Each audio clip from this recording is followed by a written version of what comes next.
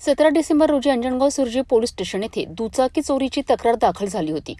अंजनगाव सुर्जी येथील माडीपुरा भागातील रहिवासी अभिजित सुरेशराव भुसकट यांनी तक्रार दिली होती की त्यांनी आपली बजाज कंपनीची CT 110 मोटरसायकल शेतातील धुऱ्यावर उभी केली असता अज्ञात चोरट्याने ती चोरून नेली.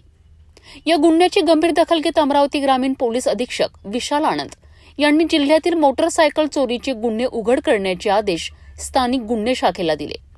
त्यानुसार स्थानिक गुन्हे शाखेच्या पथकाने तांत्रिक पुरावे व गुप्त बातमीदाराच्या माहितीनुसार तपास सुरू केला.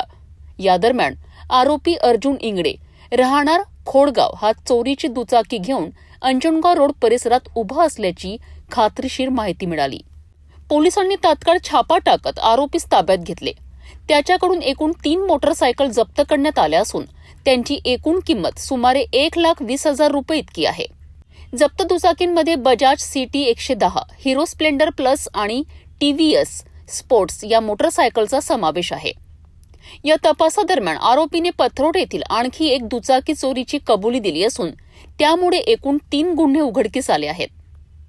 हा आरोपी व जप्त मुद्देमाल पुढील तपासाकरिता अंजनगाव सुर्जी पोलीस स्टेशनकडे सुपूर्द करण्यात आला आहे.